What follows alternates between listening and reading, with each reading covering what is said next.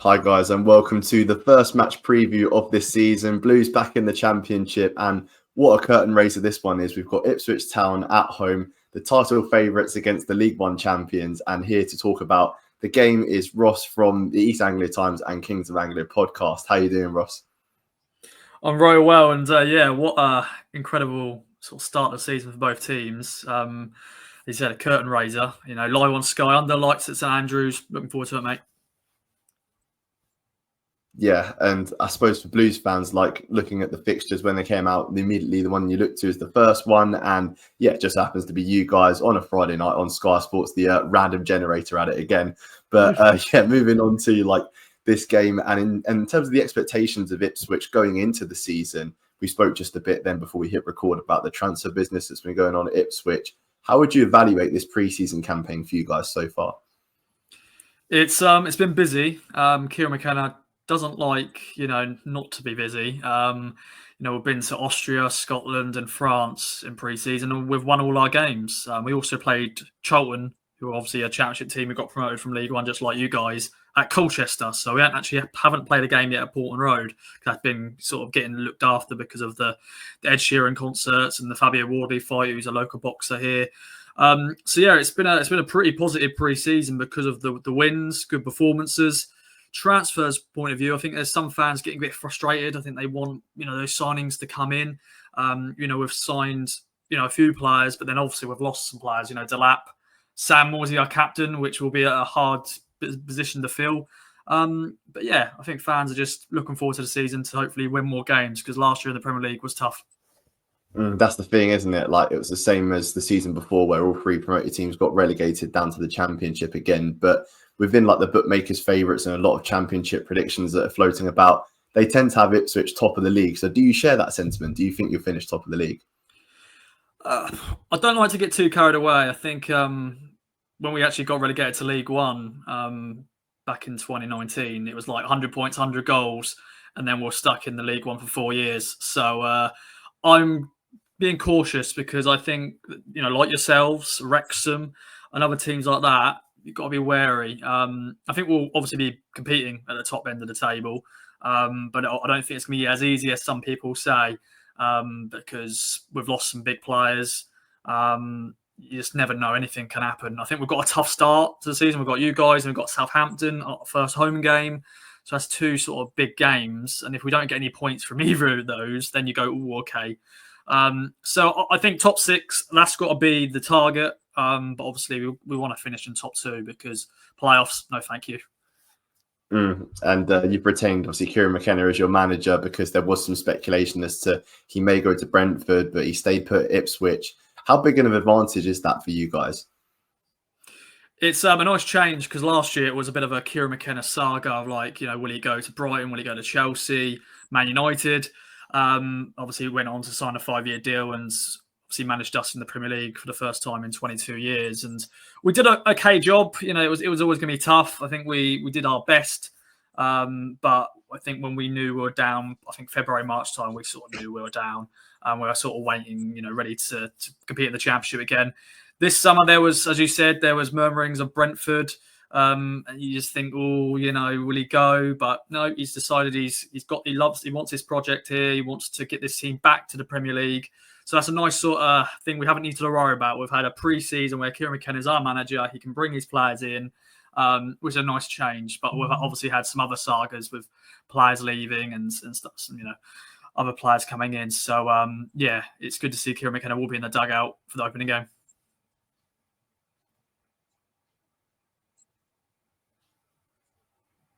Yeah, and McKenna in the dugout. And in terms of the playing personnel, you alluded to it there, that Delap's moved on. You've had a bit of an overhaul in the midfield as well. 4 transfers came in, with the most notable one being Matusiwa from France for around 11.5 million. The transfer business that you've done so far, do you believe that the drop-off from the Premier League team to the Championship team is that big? Or do you think there are some areas that kind of need to be improved and they just were in the Championship as it stands? We've lost some, Cameron Burgess has been a sort of key player that who's left. He rejected a new deal to go to Swansea. And a lot of people will be going, that's a bit of a strange one.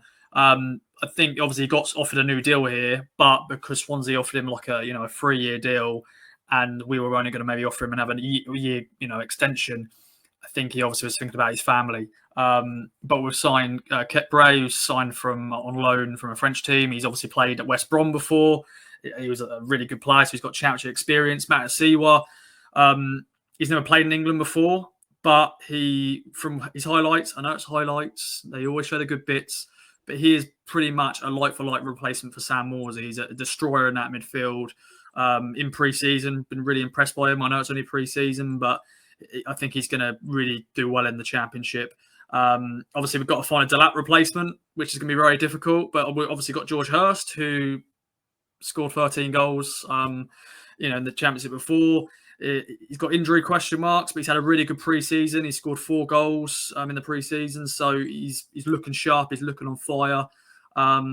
So yeah, you can sort of say we'll sign Ashley Young, who's 40, which a lot of question marks there, but his experience, and these days with sports science, he's gonna be playing, and he may even start on Friday because we've got injuries. So we obviously are linked with different players. We may have 2 more players through the door before this game.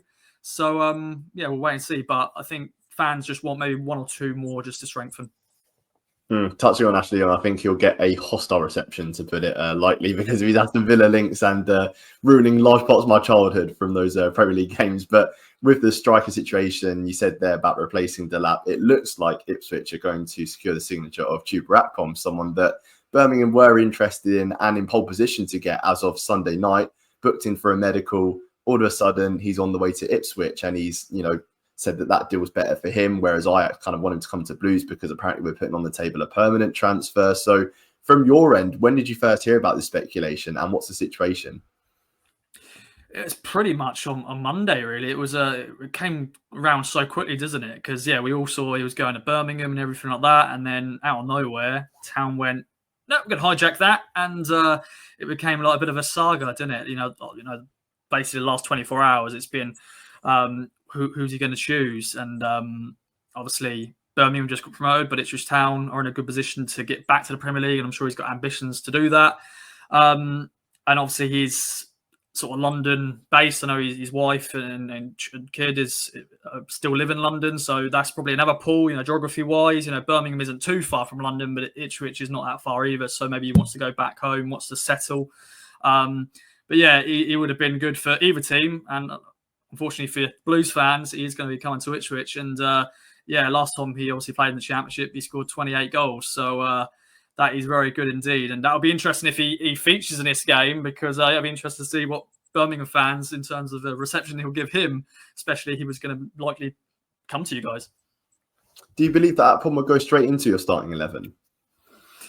He'll be on the bench, maybe. Once again, he's been sort of not allowed to train at Ajax. But obviously a lot of players these days, they, individually, they go and train themselves. They have their own personal trainers and, stuff like that. I don't think he'll start.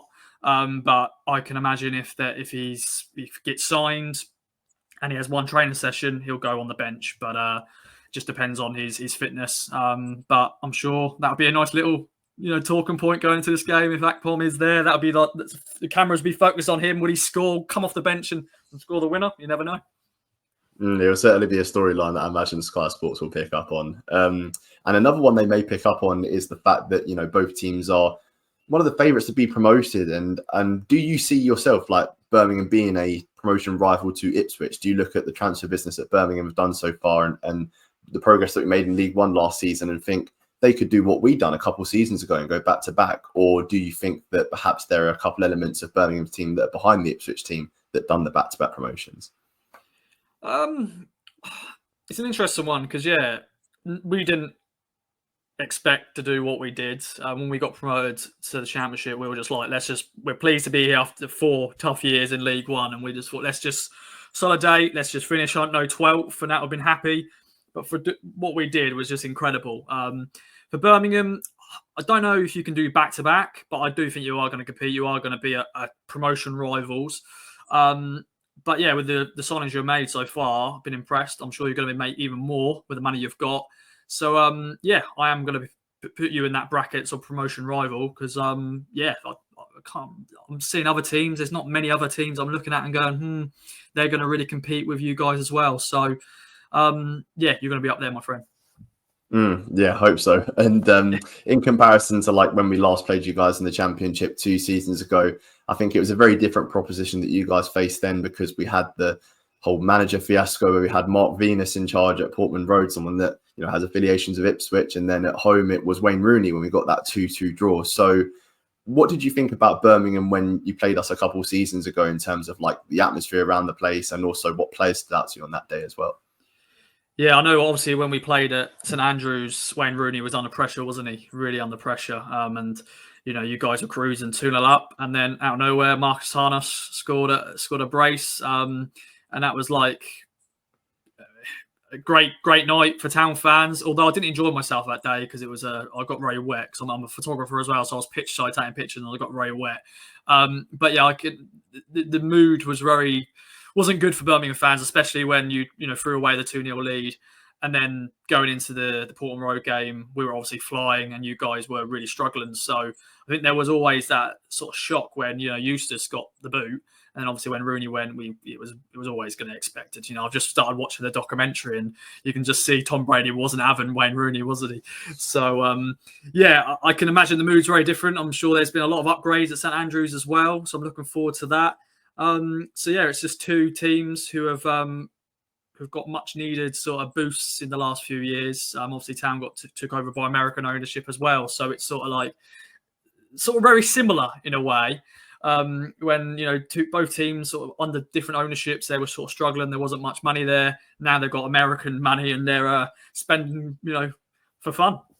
That's the thing. I think both teams have certainly had a facelift in terms of like the atmosphere around the place and like the home attendances, and the fans really buying into what the management and the players are doing on the pitch. And I still feel like there was parts of the atmosphere there when we played you guys, but there was just that apprehension from the players when we were 2 goals up with 10 minutes left, and you guys just seized on that, I guess, hesitance from us. But I feel like, again, what I mentioned earlier, that I think you'll be facing a different Blues team this time around that are more comfortable in those high pressure situations. And with the game that pans out, do you expect to see Ipswich have more of the ball? Because I imagine the Premier League you would have had to adapt it, and then now you drop down to the Championship. Is there that adaptation again to play a bit more like you did in the Championship?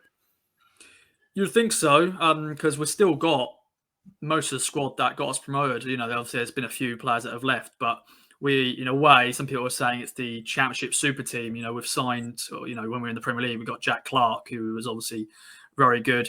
I'm trying to think now. Philogene, he's injured though. Okay, maybe not. But there's some players who, really done really well, like Connor Chaplin. He'll be looking forward to, be playing Championship football again. Trying to think of our players now. There's so many different wheels, in my head. But we've got players who obviously have done really well in the Championship before. And Sammy Smoddox, can't believe I forgot him. Last time we played in the Championship, he scored 27 goals for Blackburn. So he's going to be raring to go. So yeah, it's going to be interesting on how McKenna will set up. Last year, obviously, we really struggled at home. Away form was a bit better. We won 4 games all season. 3 were away and 1 at home. So and away, normally it's a lot more freedom. So I think, yeah, we may have more of the ball, but I think it will be the first 5-10 minutes. It will be very interesting because it's like the opening game in the Championship. Both teams just sort of looking at each other, testing each other out. So yeah, I think it could be an end-to-end game. Could be goals. It's going to be a real tactical battle, isn't it? And giving a score prediction, what do you think is going to end up as, Ross? Oh, you know what? I haven't thought about this yet. We haven't really started recording like preview stuff yet. But I said, if I already said there's going to be goals, there's got to be goals then. I don't want another Desmond. We obviously want to start the season with a win, so maybe we'll win 3-2, which is mad. So the defenders and goalkeepers won't be happy with me. But yeah, 3-2. Why not? What are you going for? I'm going for an Ipswich win as well. I'm going 2-1 Ipswich. But for me to say that when we've been unbeaten at home in the league for a year and a half, it's tough to say. But it is just the fact that this Ipswich team coming down from the Championship, you said it yourself, like a lot of people are saying you guys are the super team and kind of the benchmark. And if we were to pick up anything against you guys, I'd be more than thrilled with that. And I think we've seen it before in games last season where we played Newcastle in the FA Cup, who are 2 leagues higher than us, and we gave a really good account of ourselves, although we did lose the game. And something quite similar could pan out this time around, because there's still a lot of new players that have got to gel together, and Chris Davis perhaps figuring out his best 11 with the new signings in. So I think it's going to take a few games for the pieces to properly fall together. But as long as we give a good account of ourselves, then I'll be happy with that. But yeah, thank you so much for your time, Ross, for jumping on the channel for this first match preview. Where can we find you across social media, and what are you up to at the moment with your channels? Yeah, no, appreciate me coming on. I'm really looking forward to the game, looking forward to the trip to Birmingham. But yeah, just check us out. Check me out at Ross Media UK on Twitter, X, whatever you call it these days. We do great stuff at Kings of Anglia, the podcast, on YouTube, on all the socials. It's Anglian Daytimes newspaper. So if you still get your old newspapers, then, buy a newspaper, although you can't probably get it in Birmingham. But there's an online digital version of it as well. And yeah, obviously we're going to be having a lot of build-up to the game. There will be likely a Tuba Akpom insight video if you want to watch that, Birmingham fans. Probably not, because but no, I'm looking forward to heading to St Andrews, seeing what's new down there, and yeah, looking forward to the game. Brilliant. Thank you so much for your time, Ross. And as for us on the channel, we'll have Tommy's vlog coming out, and possibly a podcast as well between now and the start of the season. So if you like this video, be sure to like, share, comment, and subscribe. We'll have more match previews coming out soon on top of the match reaction, and keep right on.